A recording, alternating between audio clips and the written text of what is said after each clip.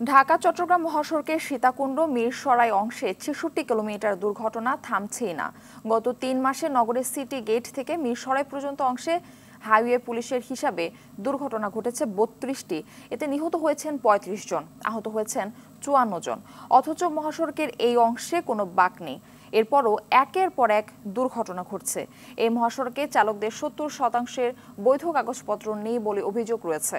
চট্টগ্রাম থেকে ইমু খানের ছবিতে স্টাফ রিপোর্টার সাইফুল মাহমুদের পাঠানো রিপোর্ট। বিস্তারিত জানাচ্ছেন নাদিরা সুলতানা।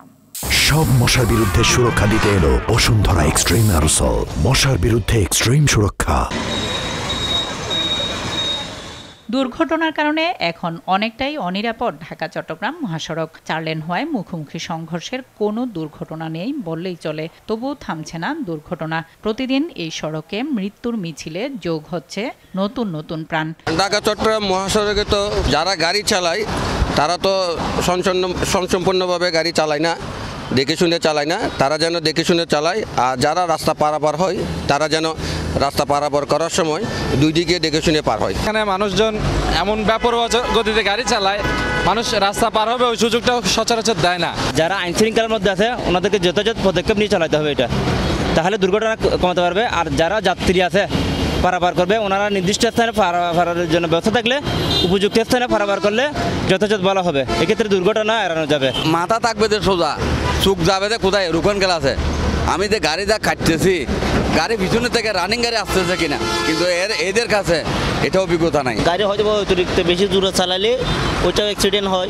গাড়ির বেপরোয়া গতি, ওভারটেকের প্রতিযোগিতা, যান্ত্রিক ত্রুটি, প্রশিক্ষণের অভাব, ট্রাফিক আইন না মানা সহ 10টি কারণ রয়েছে দুর্ঘটনার। উল্টাপথে যারা গাড়ি চালাচ্ছে, এটা আমরা রং সাইড ড্রাইভিং এর জন্য আমরা মামলা দিচ্ছি। প্রতিনিয়তই গাড়ি আমাদের সামনে যদি পড়ে, চোখে পড়লে আমরা আইনগত ব্যবস্থা নিচ্ছি, প্রসিকিউশন দিয়ে এই ব্যবস্থা নিচ্ছি।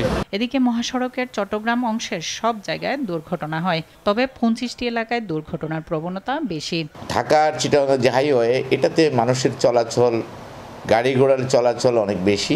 যানবাহন ব্যবস্থাপনায় আমাদের অদক্ষ ড্রাইভার আছে।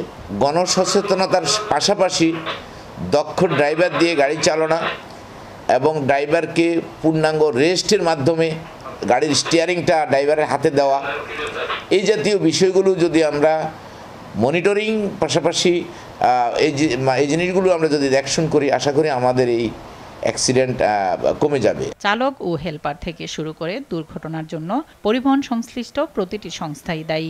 গাড়ির মালিক গন্তব্যে পৌঁছতে নির্দিষ্ট সময় বেঁধে দেয় তাড়া থাকে চালকদের, আর দ্রুত গতির কারণে তখনই দুর্ঘটনা হয়।